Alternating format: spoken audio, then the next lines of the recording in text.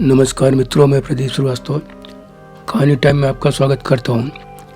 लीजिए सुनिए मेरे उपन्यास वह अब भी वही है का तीसरा भाग। समीना फिर वह दिन भी आया जब मेरा मन सेठ के प्रति घृणा से भर गया और मैं तनख्वाह मिलते ही रात में ही अपना बोरिया बिस्तर समेट कर रफू चक्कर हो लिया। इतनी घृणा इसलिए हुई कि जिन मजदूरों के साथ मैंने खाया पिया था उनमें से किसी एक की किसी अनजान बीमारी के कारण देखते देखते 3-4 दिन में वह चल बसा। उनमें से एक किसी अनजान सी बीमारी के कारण देखते देखते 3-4 दिन में चल बसा। बाकी मजदूरों के पास उसके संस्कार के लिए पर्याप्त पैसे नहीं थे, तो उन लोगों ने सेठ से उधार मांगा, मगर उसने साफ मना कर दिया। ज़्यादा कहने पर फटकार भी दिया। यह देखकर मैंने अपने पास से जितना हो सका उतना पैसा उन सबको दिया और संस्कार के कामों में भी मदद की। इससे सेठ खफा हुआ। 2 दिन बाद ताना मारते हुए उस दिन की पगार काटने के लिए कह दिया। बस इससे मेरा चित्त उससे एकदम फट गया और मैं चल दिया उसे छोड़कर। इधर उधर भटकता, ठोकरे खाता, अंततः वर्सोवा पहुंचा। यहाँ आकर लगा जैसे मुंबई से अलग किसी दूसरे शहर में आ गया हूँ। यहाँ जल्दी ही एक रेस्टोरेंट में काम संभाला, मगर कुछ ही दिन में भगा दिया गया। फिर एक ट्रक पर क्लीनरी करने लगा, क्लीनर बन गया। करीब 2 महीने में सोने का वक्त मिलने पर इसी ट्रक पर सोया। जहाँ ट्रक खड़ी होती वहीं अन्य लोगों के साथ खाना बनाता खाता। कुछ ही दिन में मेरा शरीर आधा रह गया।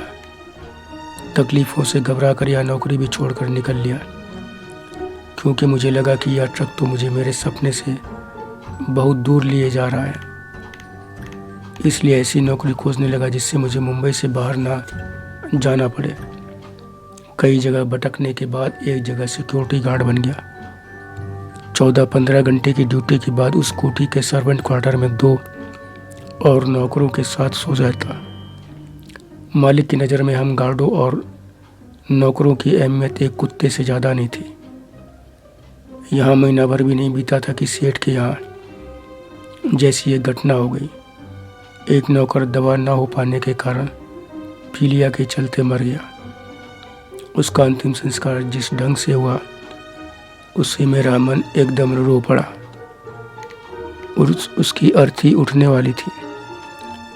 मालिक का इंतज़ार हो रहा था कि वह बाहर आए तो लोग उसे ले जाएं।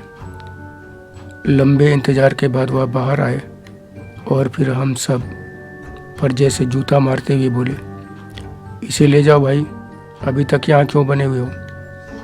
और थी पर एक उड़ती नज़र भी नहीं डाली। फिर कुछ नोट पास खड़े नौकर के हाथ में पकड़ाते हुए बोले, जल्दी निपटाना सब, और यहाँ भी कोई रहना। वह जिस तेज़ी से अंदर से आए थे उसी तेज़ी से गाड़ी में बैठकर चले गए।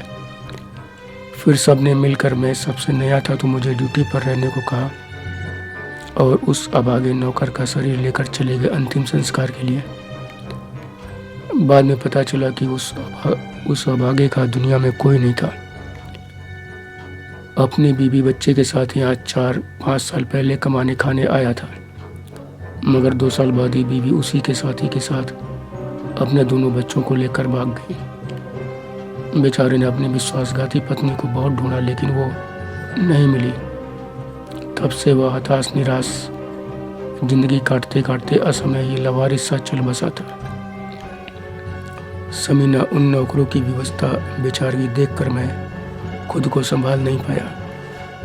उन सब के निकलते ही मैं बहुत भावुक हो गया, इतना कि आंखों में आंसू आ गए। तभी मैंने यह तय कर लिया कि मैं लौट जाऊंगा अपने बड़वापुर, नहीं बनना मुझे विलेन किंग। लेकिन जिस तेज़ी से मन में यह बात उठी उसी तेज़ी से खत्म भी हो गई। यह सोचते ही कि आखिर किस मुंह से जाऊंगा बड़वापुर। धोखाधड़ी, चोरी, बदतमीजी सब तो करके आया हूँ, वह भी अपने ही परिवार से। मुझे अब खुद पर बड़ा गुस्सा आ रहा था, नफरत हो रही थी। यहाँ भी जल्दी ही नौकरी करते हुए 3 महीने बीत गए, मगर मैं यह नहीं जान पाया कि आखिर सेठ कितने काम करता है और क्या क्या करता है। बाकी नौकरों से पूछताछ करता तो सब बड़ा घुमा फिरा कर थोड़ा बहुत बताते और साथ ही यह जरूर जोड़ते कि भैया क्या करना है अपने को, पगार मिल रही है और सिर छिपाने की जगह। यह सुनने के बाद मेरे पास चुप हो जाने के अलावा और कोई रास्ता नहीं बचता था। 3 महीना पूरा हुआ, 1 हफ्ता भी न बीता था कि एक दिन सुबह 10 बजे साहब बाहर आए और मुझे अपने साथ गाड़ी में बैठाकर चल दिए।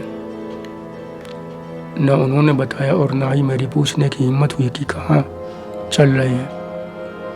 उस तरह की लंबी और बड़ी गाड़ी में मैं पहली बार बैठा था। वह ऑडी की एसयूवी थी, तब आज की तरह आम नहीं थी। मैं ड्राइवर की बगल की सीट पर बैठा था, साहब पीछे अपने शैडो के साथ। जब गाड़ी रुकी तो मैंने अपने को उफान मारती विशालकाय लहरों वाले समुद्र के तट पर पाया। वहाँ 3 गाड़ियाँ पहले से खड़ी थीं। 6-7 लोग भी आसपास ही खड़े थे। साहब की गाड़ी से उतरते ही सबने उन्हें घेर लिया और हाथ मिलाया। उनमें से 3 महिलाएं भी थी। सब अंग्रेजी में बतिया रहे थे, जिसका मतलब मैं समझ ले रहा था। वो मेरे ही बारे में बात कर रहे थे। साहब के कहने पर वह सब बार बार मुझे ऊपर से नीचे तक देख रहे थे। फिर जल्दी ही गाड़ियों के आसपास 3-4 फोल्डिंग कुर्सियां ड्राइवरों ने निकाल कर रख दी। साहब और कई लोग साथ बैठ गए।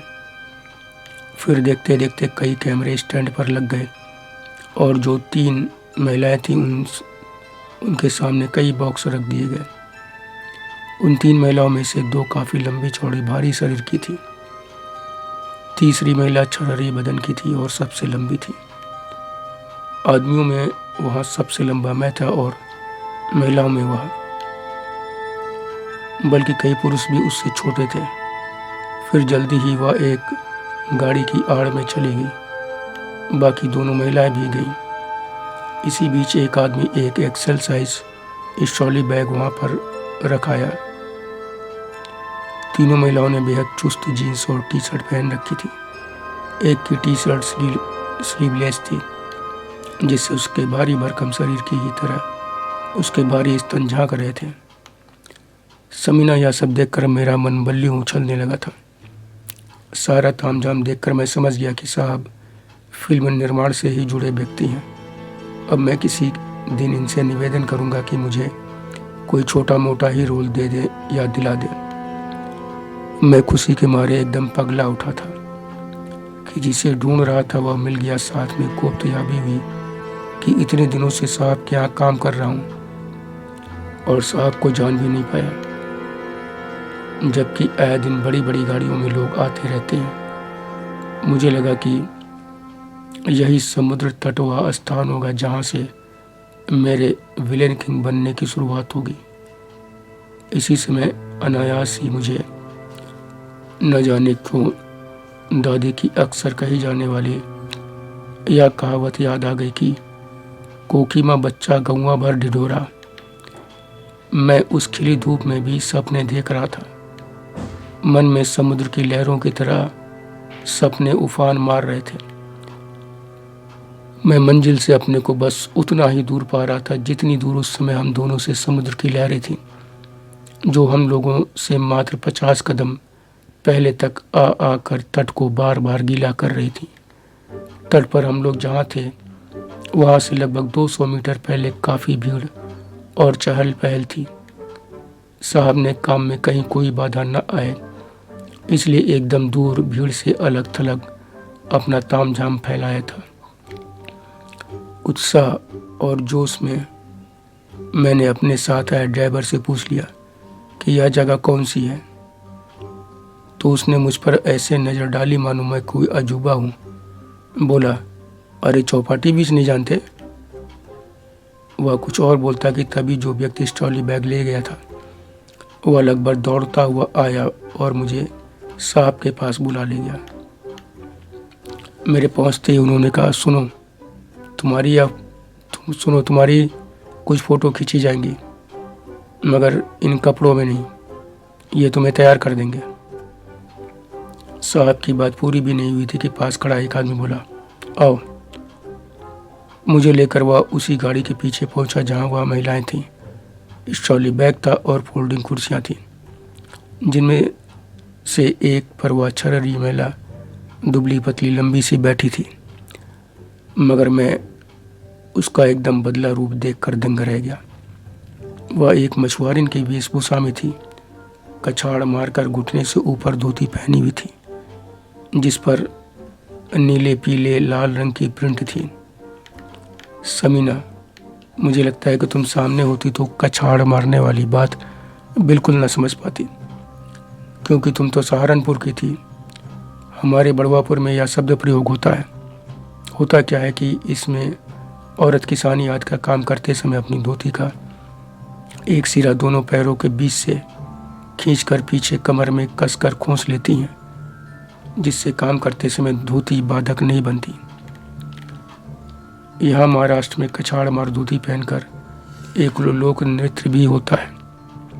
तो उस ड्रेस में वह छरहरी महिला एकदम अलग ही तरह की दिख रही थी। उसकी पूरी टांगें बेहद खूबसूरत थीं, वैसी सुडौल जांघें उसके पहले मैंने किसी महिला की नहीं देखी थी। उसने जो चोली पहनी थी उसमें बटन या हुक नहीं थे। उसके दोनों सिरों को खींचकर बांधा गया था। उसकी गांठ उसके भारी भरकम स्तनों की गहराई में धंसे जा रहे थे। हालांकि स्तन का नाम मात्र का हिस्सा ही ढका था। तनाव इतना था कि लगता जैसे चोली फाड़ कर बाहर आ जाएंगे। इसी बीच उसका मेकअप कर रही महिला ने उससे कुछ कहा, जिससे वह खिलखिलाकर हंसती हुई खड़ी हो गई। हंसी सुनकर मेरी नज़र पल भर को उसी पर ठहर गई। उसका जादुई सौंदर्य देखकर मैं एकदम हकबका गया था। वह अपनी ही जगह पर धीरे से एक चक्कर घूम गई। जितना गजब वह आगे से ढा रही थी उससे कहीं कम नहीं था पीछे से। धोती इतने नीचे से बांधी गई थी कि सामने नाभि से एकदम गहरे नीचे तक चली जा रही थी।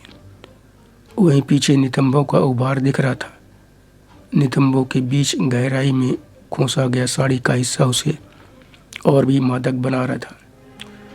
ओफो समीना, देखो मैं भी कितना मूर्खों की दुनिया भर की महाभारत बताया जा रहा हूँ, लेकिन इस मोटे दिमाग में मेरे राज कपूर की बॉबी पिक्चर नहीं आ रही, जिसमें मछुआरिन बनी डिम्पल कपाड़िया ने कोली नृत्य किया था।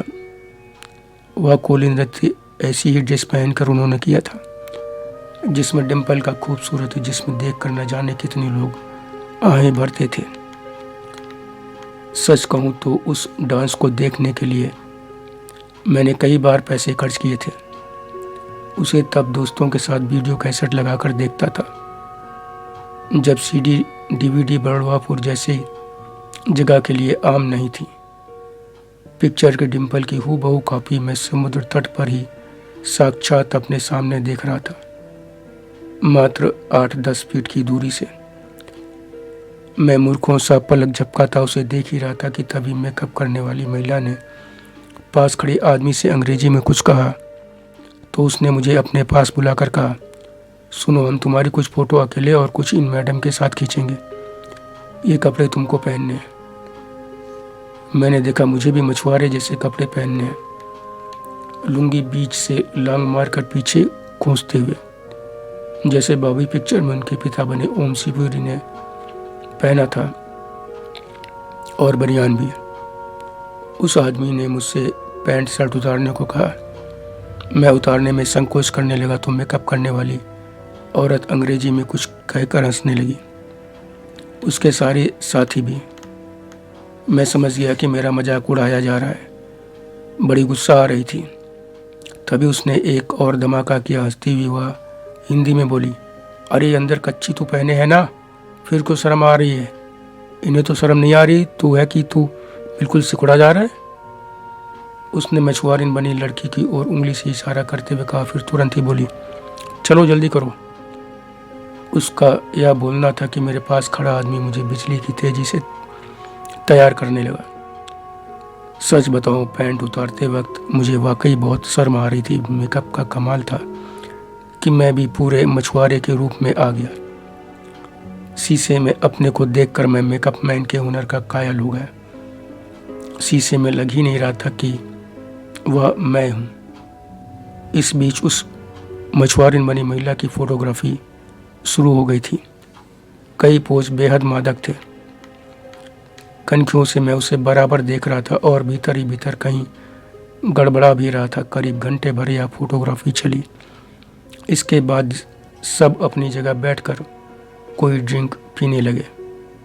मैंने मन ही मन सोचा कि अभी घंटा भर भी नहीं हुआ, इधर उधर हिले डुले और ये सब थक कर बेहाल हुए जा रहे हैं। बड़वापुर में लोग दिन भर काम कर डालते हैं लेकिन फिर भी ऐसे बेहाल नहीं दिखते।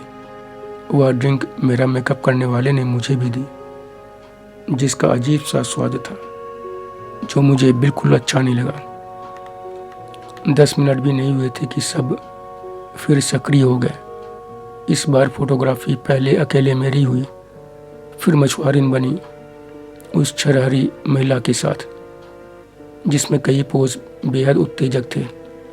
एक में मैंने उसे दोनों हाथों में ऊपर अपने सीने तक उठा रखा था।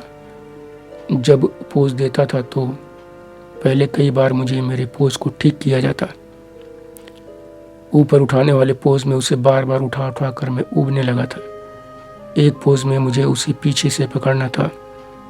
जब मुझे पोज देते समय मुस्कुराने, खिलखिलाने का या गंभीर चिंता मग्न उदासी भरा चेहरा बनाने को कहा जाता तो मुझे लगता जैसे कि मैं बहुत बड़ा विलेन किंग बन गया हूँ। उदासी भरा चेहरा बनाने में मुझे बड़ी मेहनत, बड़ी कोशिश करनी पड़ रही थी, लेकिन मुस्कुराने, हंसने, खिलखिलाने वाले पोज में नहीं। वह सब मेरे प्रयास पर गुड वेरी गुड बोलते जा रहे थे, जिसे सुनकर मेरा सीना चौड़ा होता जा रहा था। मुझे लग रहा था कि अब बस कुछ ही समय में मेरा सपना पूरा हो जाएगा। मैं बहुत जल्दी बॉलीवुड का विलेन किंग बन जाऊंगा। हंसने खिलखिलाने वाला पोज में शायद इसीलिए भी आसानी से दे पा रहा था, क्योंकि अंदर ही अंदर तो खुशी के मारे लड्डू फूट ही रहे थे। फूटते लड्डू हंसने खिलखिलाने में मदद कर रहे थे। यह फोटो सेशन समीना या शब्द में बहुत बाद में जान पाया था कि ऐसी फोटोग्राफी को फोटो सेशन कहा जाता है। और मेरा यह पहला फोटो सेशन शाम को ख़त्म हुआ। उस दिन मैं मारे खुशी के भूख से ज़्यादा खाना ही नहीं खा गया, बल्कि रात में बहुत देर तक सो भी नहीं पाया। जागते हुए एक से एक सपने देख रहा था, तरह तरह की कल्पनाओं में गोते लगा रहा था। विलेन किंग बना मैं, विशाल बंगलों, लिमोजिन गाड़ियों, अपने चार्टर प्लेन का मालिक बना, खूबसूरत महिलाओं के साथ ऐश करता हुआ न जाने क्या क्या कल्पना कर रहा था। समीना, एक बात मैं आज भी नहीं समझ पाया हूँ कि आखिर इस सेक्स में ऐसा क्या है कि इससे पीछा ही नहीं छूटता। चाहे जैसे हालात हो, मन अंततः उस ठौर तक पहुँच ही जाता है। न जाने साधु सन्यासी इस पर कैसे जीवन भर नियंत्रण किए रहते हैं। उस रात भी मेरा मन अंततः ठहरा सेक्स पर ही। उस चरहरी वाला का नाम तो मैं आज तक नहीं जान पाया, लेकिन उस दिन और उसके बाद हुए 2 और फोटो सेशन को मैं अभी तक नहीं भूल पाया हूँ। उसी बाला के साथ उस रात मैं विचारों में खूब गहरे तक डूबता रहा। उसी बाला के साथ उस रात मैं विचारों में खूब गहरे तक डूबता रहा। फोटो सेशन के समय उसका बदन मैंने हर जगह छुआ ही था, तो उसकी तपिश मुझे दहकाए जा रही थी। एक पोज में पीछे से उसे पकड़ते समय एक बार मेरी बीच वाली उंगली उसकी सीधे उसकी नाप की गहराई में धंस गई थी, तो वह खिलखिला कर दोहरी हो गई। फिर सीधी होती हुई अपने एक हाथ से मेरे हाथ को पकड़कर थोड़ा नीचे कर दिया,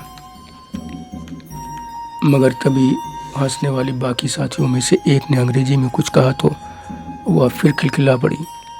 इसी बीच क्रिएटिव डायरेक्टर भी हमारे पास आया और मुस्कुराते हुए हमारे पोज को सही कर मेरी उस उंगली को फिर से उसकी नाभ की गहराई में डाल दिया। शायद उसे मेरी गलती से बना हुआ पोज पसंद आ गया था। फटाफट तमाम फ़ोटो खींची गई थी उस पोज की। अगले दिन जब मैं उठा तो नींद पूरी न हो पाने के कारण आंखें कड़वा रही थी। मैं अंदर ही अंदर फुटेरा, मन में लड्डू फूटना हुआ जा रहा था कि बस आज बुलाएगा मुझे, अच्छे काम के लिए शाबाशी देगा और पैसा भी। मगर अंततः हमें मायूसी ही मिली। साहब करीब 10 बजे अपनी गाड़ी में पत्नी के साथ बैठकर चले गए। मैंने उस दिन उन्हें सबसे तगड़ा वाला सैल्यूट मारा था, लेकिन उन्होंने क्षण भर को भी मेरी तरफ नज़र तक नहीं फेरी। मैं अंदर ही अंदर कटे पेड़ सा ढह गया था। उस दिन साहब रात 12 बजे वापस आए थे। मैंने दिन में अपने बाकी साथियों और नौकरों से बात कर साहब की कुछ था लेने की कोशिश की, तो एक खींच कर कुछ उखड़ता हुआ सा बोला, अगर नौकरी करनी है तो आँख मूंद कर करो, जो कहा जाए वो करो, नहीं तो पता भी नहीं चलेगा कहाँ गए। यहाँ लोग नौकरी करने अपने मन से आते हैं, लेकिन साहब की मर्जी के बिना छोड़ कर भी नहीं जा सकते। अब आगे कुछ और जानने समझने की कोशिश नहीं करना, कम से कम मुझसे तो बिल्कुल नहीं तो खुद तो मरेगा और मुझे भी मरवाएगा। गुस्से से भरी उसकी यह बातें सुनकर मैं एकदम अचंभे में पड़ गया। फिर आगे किसी से कुछ पूछने की हिम्मत नहीं हुई। हाँ, मन में एक नई उथल पुथल मच गई कि आखिर यह साहब ऐसा क्या करते हैं कि सब इतने दहशत में रहते हैं, सब बाहर जाते हैं, और जब भी बाहर जाते हैं, घर से बाहर निकलते हैं तो एक शैडो तो कार में आगे बैठता है और एक एसयूवी गाड़ी में 5-6 और रहते हैं। यहाँ तक कि दोनों गाड़ियों के ड्राइवर भी रिवॉल्वर खोसे रहते हैं। आखिर इनको इतनी सुरक्षा की जरूरत क्यों पड़ती है? बंगला भी हर तरफ से सील ही रहता है। उस दिन मेरे दिमाग में पहली बार यह सारी बातें आई। पहली बार मेरा ध्यान गया इन चीज़ों की तरफ, लेकिन अंदर ही अंदर मैं भी अड़ गया कि चाहे जो हो, यहाँ से खाली हाथ नहीं जाऊंगा। मन ही मन साहब को गुरियाते हुए कहा, साले ने फोकट में मॉडलिंग करवा ली, पैसा तो दूर, कमीने ने प्रशंसा के 2 शब्द भी नहीं कहे। इस बार अगर कहा तो सीधे बात करूंगा, जो होगा देखा जाएगा। मगर मेरा यह सारा सोचा विचारा धरा का धरा रह जाता जब साहब को देखता। इस बीच में हर तरह से यह भी जानने में लगा रहा कि आखिर ये करते क्या है। इसी सब में 3 महीने और बीत गए। दूसरे मैं लाख कोशिश करके भी कुछ नहीं बोल सका। तीसरे महीने बाद मैंने पूरा जोर लगाया और एक दिन काम खत्म होने के बाद जब देखा कि साहब फोन पर किसी से हंस कर बात कर रहे हैं, तो मुझे लगा कि उनका मूड सही है, आज बात कर ही लूं। यह सोचकर मैं उनकी बात खत्म होते ही उनके पास पहुंच गया। हाथ जोड़कर अपनी बात कह डाली। इस पर वह भावहीन चेहरे के साथ उन्होंने एक नज़र मेरे चेहरे पर डाली, कुर्सी से उठे और अपने दाएं हाथ से मेरे कंधे पर हौले से 2 बार थपथपाया और अपनी गाड़ी में जाकर बैठ गए। मैं मायूस चुपचाप अपने काम में लग गया। सारा ताम झाम जो फैला हुआ था वह समेटना भी था। वापस घर पहुंचकर मैं अंदर ही अंदर खौलता जा रहा था। 1000 गालियां साहब को देते हुए यह तय कर लिया कि मौका मिलते ही भाग लूंगा यहाँ से। देखता हूँ लोगों से बजाते इस शहर में या मुझे कहाँ ढूंढ लेंगे। इसी उधेड़बुन में मैं उस रात भी ठीक से नहीं सो पाया। भागने का रास्ता ढूंढता रहा और तनख्वाह मिलने का इंतजार भी। भागने में सबसे बड़ी बाधा साथी नौकर चाकर ही थे। जहाँ मैं अपना सामान लेकर निकलता तो धर लिया जाता, लेकिन कहते हैं ना कि भागने वाले को कौन रोक पाया है। यही मेरे दिमाग में चलता रहा कि एक दिन निकल लूँगा, भाग लूँगा यहाँ से। मगर नहीं भाग पाया समीना, क्योंकि एक शर्त पर ही वहाँ से भाग सकता था कि अपना सारा सामान वहीं छोड़ देता। लेकिन बड़ी कठिनाइयों से मैंने एक एक चीज़ जोड़ी थी, इसलिए उन्हें छोड़ने की हिम्मत नहीं कर पा रहा था। उनमें अब भी वो अधिकांश जेवर थे जो मैं घर से उठा लाया था। तब तक बहुत मजबूर होने पर ही कुछ मैंने बेचे थे। समीना, तुम कहती थी ना कि तुमने अनगिनत रूप देखे हैं जिंदगी के, इतने कि तुम उसी में डूब जाती हो, खो जाती हो। समीना, तुमसे कम जिंदगी के रूप हमने भी नहीं देखे हैं। हम में तुम्हें फ़र्क सिर्फ इतना है कि तुम उसमें डूब जाती थी, खो जाती थी, और मैं उसका एक एक अध्याय याद रखता हूँ। उसमें डुबकी भी लगाता हूँ, तैरता भी हूँ। इस डूबने तैरने में मेरे हाथ काम की कोई चीज़ लगती थी कि नहीं, यह कहना मेरे लिए मुश्किल है। खैर, जब मुझे उस महीने तनख्वाह मिली, और सिर्फ तनख्वाह मिली, मुझसे जो मॉडलिंग कराएगी उसका पैसा तो देना दूर, 2 शब्द धन्यवाद भी नहीं कहा गया, तो मैंने भागने का दृढ़ निश्चय कर लिया। 2 दिन बाद मेरी नाइट ड्यूटी लगने वाली थी। मैंने तय कर लिया कि नाइट ड्यूटी के समय ही किसी तरह 9-2-11 हो लूँगा। अगर पकड़ा गया तो साफ कह दूंगा कि मुझसे मॉडलिंग कराए उसका भी पैसा दो, या फिर फिल्मों में काम दिलाओ। काम दिला दोगे तो भी अपनी ड्यूटी करता रहूँगा, और अगर बच निकला तो कोई बात ही नहीं। मगर किस्मत में तो कुछ और लिखा था समीना, तो जो मैंने जैसा सोचा था वैसा कुछ भी नहीं हुआ। अगले ही दिन शाम करीब 4 बजे साहब का सबसे बड़ा चमचा, उनका शैडो, मेरे पास आया और बोला, तुम्हें मेरे साथ लोअर परेल चलना है, साहब ने कहा है। कहता हुआ वह पास में खड़ी कई गाड़ियों में से एक में बैठ गया। मैं गाड़ी के पास पहुंचा तो मुझे पीछे बैठने का इशारा किया। मैं बैठ तो गया, लेकिन अंदर ही अंदर डर रहा था साहब से। खैर, वह शैडो मुझे लोअर परेल ना ले जाकर उससे कुछ और आगे एक बड़ी सी बिल्डिंग के सामने रुका, जिस पर एक बोर्ड लगा हुआ था। काफ़ी पुराना सा बोर्ड था वह। उस पर लिखा था जटवानी एसोसिएट्स। बाहर से बिल्डिंग कुछ पुरानी लग रही थी। उसकी हालत बता रही थी कि बीते कई वर्षों से उसकी रंगाई पुताई कुछ भी नहीं हुई है। वहाँ 7-8 मोटरसाइकिलों के अलावा कुछ कारें भी खड़ी थी, जिसमें 2 कारें बेहद शानदार एवं बहुत महंगी लग रही थी। बिल्डिंग के अंदर रूप कुछ दूसरा ही था। ऑफिस बहुत ही अच्छा था। शैडो ने रिसेप्शनिस्ट से कुछ कहा तो उसने इंटरकॉम पर कुछ बात करके विजिटर्स स्पेस में मुझे बैठने को कह दिया। कुछ देर बाद रिसेप्शनिस्ट ने शैडो को बुलाकर फिर कुछ कहा।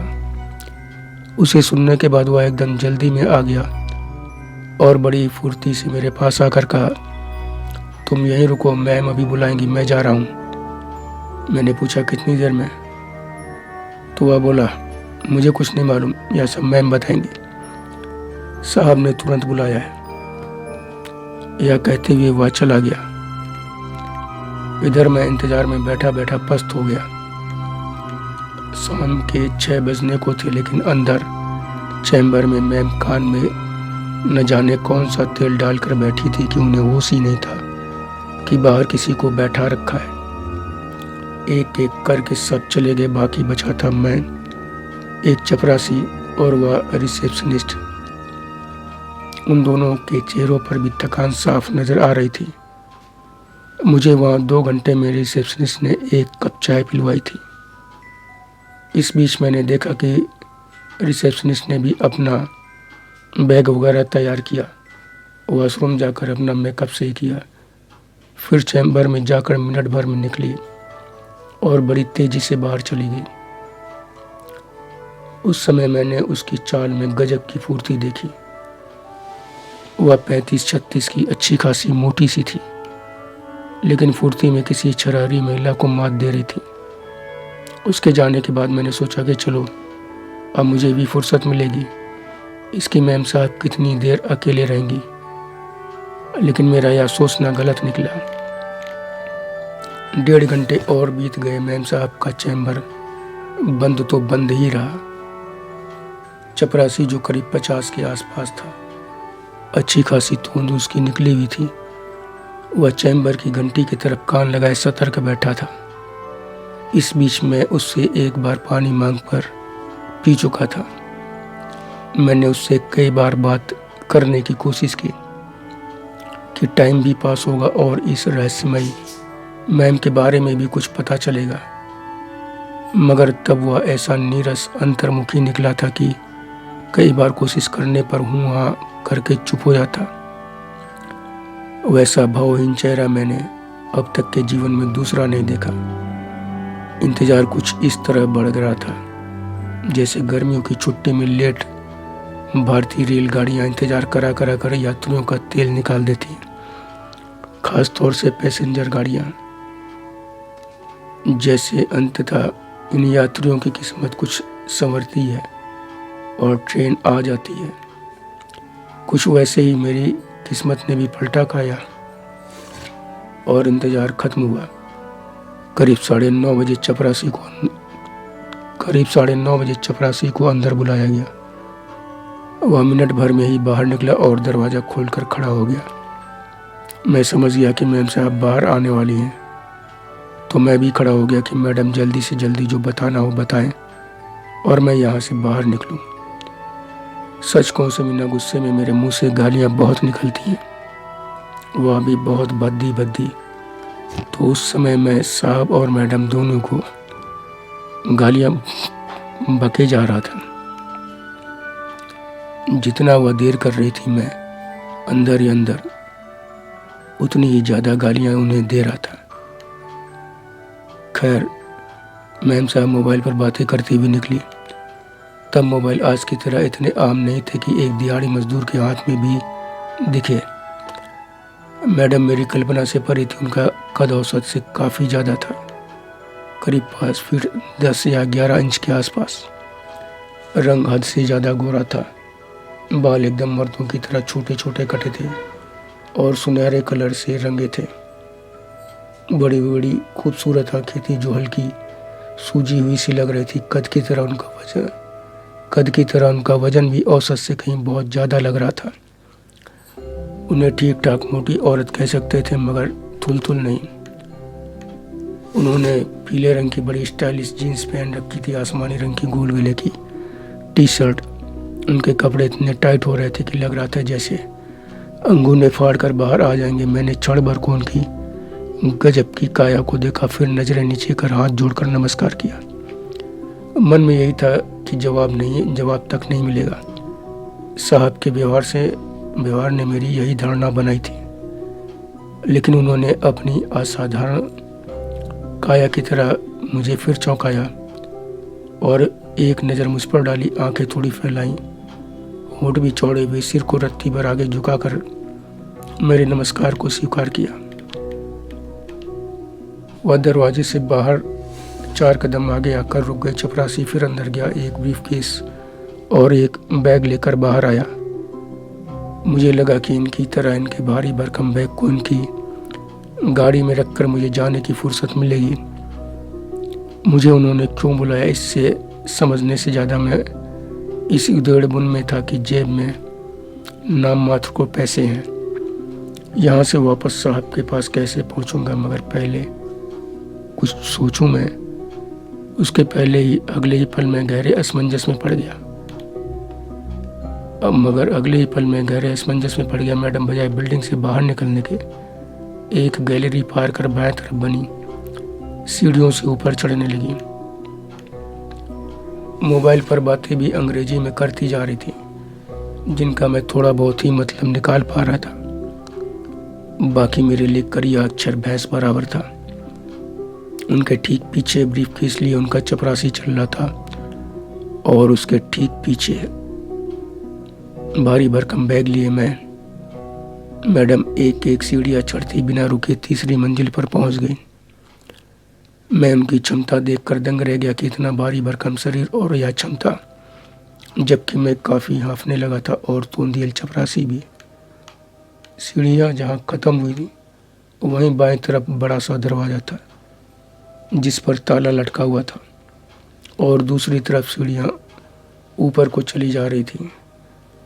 मैडम दरवाजे के पास एक कोने में खड़ी हो गई। चपरासी ने आगे बढ़कर चाबी निकाली, लटका हुआ ताला खोला, फिर दूसरी चाबी से इंटरलॉक खोलकर दरवाजे को अंदर की तरफ ठेल दिया। इसी बीच एक युवक युवती ऊपर सीढ़ियों से तेजी से उतरे और मैडम को हाय जू भी कहते हुए नीचे उतर गए। मैडम ने बड़ी बेरुखी में जवाब दिया और अंदर चल दी। अब तक मोबाइल पर उनकी बातें बंद हो गई थी। अंदर लॉबी क्रॉस करके वह ड्राइंग रूम में पहुंची, जिसकी साज सज्जा बहुत शानदार थी। कम से कम मेरी नज़र में तो थी ही। काफ़ी बड़ा सोफ़ा पड़ा था जो संभवतः लेदर का था और बहुत ही महंगा लग रहा था। एक कोने में ज़मीन पर ही मोटा गद्दा जैसा पड़ा था, जिस पर 3-4 लोगों के हिसाब से गाँव तकिए आदि रखे थे। सोफे के सामने बड़ी सी शानदार टेबल थी, जिसके निचले हिस्से में अंग्रेजी की कई पत्रिकाएं पड़ी थीं, जिन्हें मैं जीवन में पहली बार देख रहा था, जिनके कवर पर करीब करीब निर्वस्त्र औरतों की फ़ोटो थी। हर कोनों पर स्टाइलिश स्टैंडों पर खूबसूरत सजावटी सामान रखे थे। कमरे की दीवारें बड़ी ही कारीगरी से बनाई गई थी, लगता था जैसे वे पत्थर की बनी हैं। उनमें मूर्तियाँ ऐसी बनी थी मानो पत्थर को बड़ी बारीकी से तराश कर बनाया गया है। ऐसी डिजाइनर दीवारें मैं पहली बार देख रहा था।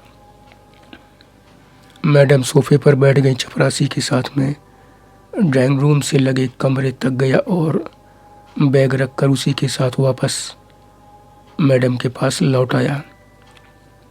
पता नहीं क्यों मैं उस शानदार घर में इतनी देर में घुटन सी महसूस करने लगा था। मैं तुरंत वहाँ से निकलना चाहता था, तभी मैडम तूंदियल से बोली, सोहन इनको सारी बातें बता दी कि नहीं? उसने नाम में सिर हिला दिया। उसके नाम में सिर हिलाने पर वह बोली, अरे बात करना कब सीखोगे? फिर वह मेरी तरफ मुखातिब होकर बोली, अभी तुम्हें कुछ दिन यहीं काम करना है, यहीं रहना है। मेरा एक आदमी अपने घर गया है, जब वह लौट आएगा तब चले जाना। तुम्हें कोई परेशानी तो नहीं? मेरे पास नहीं बोलने के अलावा कोई रास्ता नहीं था। आसमान से गिरकर मैं खजूर में अटक गया था। उनकी जगह कोई सामान्य कदकाठी की महिला होती तो मैं शायद कुछ बोलने की हिम्मत करता, लेकिन उनकी लाइम सहीम कदकाठी और तानाशाह अंदाज के सामने भीतर ही भीतर मैं सहमा जा रहा था। दूसरे वह बैठी थीं और मैं खड़ा, तो उनके असाधारण शरीर पर मेरी नज़र बहक जा रही थी। इससे मैं और गड्ढमड्ढ हो रहा था। इसी बीच वह सोहन से मुखातिब होकर बोली, इन्हें सारा काम समझा दो। सोहन मुझसे कुछ कहता कि इसी बीच मेरे दिमाग में साहब और यहाँ से निकल भागने की एक और योजना कौन दी। मैं तुरंत बोला, मैडम मेरे कपड़े सामान वगैरह सब वहीं हैं, मैं उन्हें जाकर ले आता हूँ, उन्हें ले आऊँ। धन्यवाद मित्रों, शेष अगले भाग में।